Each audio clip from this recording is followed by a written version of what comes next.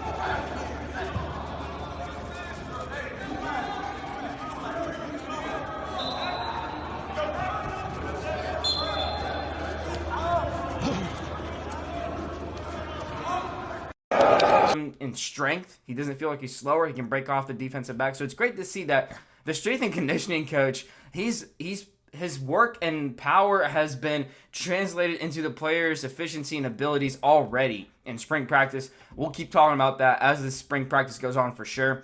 Offensive line, a whole bunch of news on that part. The defensive line still continues to be ahead of the offensive line. No question about it. But Neston Silvera was making plays all over them. But what really was interesting to me is he got up and he clapped his hands in Tommy Kennedy's face. I mean, he was out there right there. And Kennedy, when he was talked about today, it seems like the Canes are a little bit disappointed in him.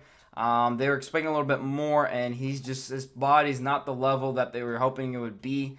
It's not to say that he won't be a starter or anything like that, but DJ Scaife is actually changing from offensive guard to offensive tackle on the left side for sure, 100%. Don't worry about it. He did it in high school, so it's nothing big for him. But that means, where's Tommy Kennedy going? As far as right now, I think he was in second team right now, so he may not be even in the first team. We'll see how that works out. I feel like they'll use him, but maybe not on the left tackle part as they thought it would be. We'll see how it goes there. They talking about Butch Barry, and they're saying, look, I mean, it's a different tempo in practice. I mean, you're going against better players if, talking about Tommy Kennedy. So it's intense, and Butch Barry is teaching them on an NFL level, and they love that about him. So they expect a lot, and they will get better. So good news there. They're working, improving, and they have a lot to learn, but the team is focusing and trying their best.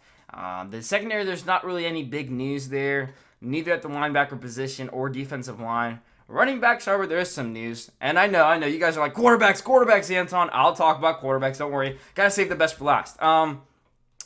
Cameron Harris, yes, you heard me right. I didn't mispronounce it. Cameron Harris. He's now Harris, not Davis. He changed his name. He wanted his dad's name. He feels more comfortable with Harris. So now get to know him as Cameron Harris. Not too different, but almost too similar to Davis, so we'll see. We'll get used to that. But he's doing great. He's taking his full of his advantages at spring practice. I mean, DJ Dallas is doing very well too, but Cameron is making a big play every single day in spring practice up till now. It's day 4, it's still early, but he's making good impressions. He was asked about, hey, are you trying to beat him out for the first position, or are you just trying to get in the rotation along with Lorenzo Lingard? And he was like, look, we're all just pushing and pushing our hardest. Whoever's called up, we're going to do it. And I love seeing that. I love seeing that competition. He's saying, look, these practices are exciting. They're fun. So that's really great to hear about. Now, before getting into quarterbacks, Big Cane Drill. Yeah, I got the video right here. I missed it. This is the only one. There's not much footage on it because the problem is you got a whole team around you and for the Big Cane Drill, and these media reports aren't able to get close. But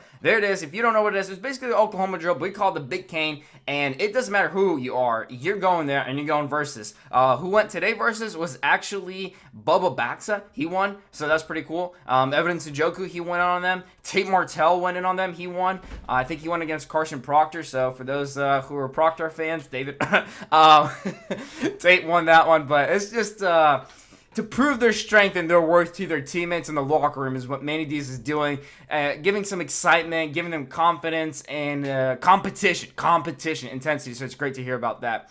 Quarterbacks, oh my goodness, so much was talked about. What was seen though wasn't huge. I really gotta tell y'all, emphasizing on this. 15 minutes is all that's given to media. It's only spring practice day 4. And when we talk about people are like, oh yeah, Jaren's getting the edge and all that. No, not at all. Enos is not saying that. Diaz is not saying that. Not at all. Perry's looking good, but he did miss a throw way past his player. Jaren was still consistent and good. And not to say on Perry that he didn't have good passes. He did also. It's seeming to be a redundant story of, Williams is being the best passer because he's kind of improving, but he sometimes misses, and Martell's just not quite on the same level. He throws though on some plays at a way that other quarterbacks could not match, has been said. He just tightropes it beautifully. But other ones, it's just so bad, it's like the players aren't even trying to catch it. They're just like, it's wobbly, it's a bad miss. So that's what's going on. Williams worked with the wide receivers, Perry worked with the running backs, T. Martell threw to the tight ends. The rotation was different. Williams was 1, Perry was 2, Tate Martell was 3. But when asked about this, don't analyze this. Enos is like, look, we're giving every single guy an opportunity. But whoever's doing best in practice at the end of practice is getting more reps. Media doesn't see that, so we don't know much about that. But that's just some updates for you guys. I gotta say, I'm loving what I'm seeing. I'm loving what I'm hearing. Energy is great. The one-on-one drills are continuing. People are really, really competing. The coaches are doing their best. They sound very knowledgeable in what they're talking about, and it's exciting times to be a Cane.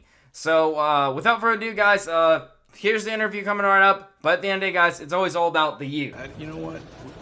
We've made a little bit of progress. We haven't made a lot of progress in any area. We have a lot of work to do. We have to learn how to be a quarterback first and foremost. We have to learn the off-the-field intangible things it takes to be a championship-level quarterback. We're learning those on a daily basis, trying to mentor them and teach them how to do that. Their preparation, their mindset, their focus, their attitude, the way they walk in this building every day, the mindset that they have on the practice days, the off days, everything. So that is a work in progress. And then obviously, from a fundamental technique standpoint, we have a long way to go on just taking a proper drop, the mechanics, where our eyes and feet go, and we're making strides, but it's been a slow process, as you would expect. We only had 4 practices, so we don't get to work with them in the off days as far as their techniques and fundamentals, but certainly we'll continue to make strides this spring. But I think the biggest development work will be from April 20th until we record in July, if that makes sense to you. Because right now we're assessing where their inadequacies are, and we're going to work on those right now. But when it comes to the end of spring practice, we are going to give each and every one of them a workout, and that's going to be totally detailed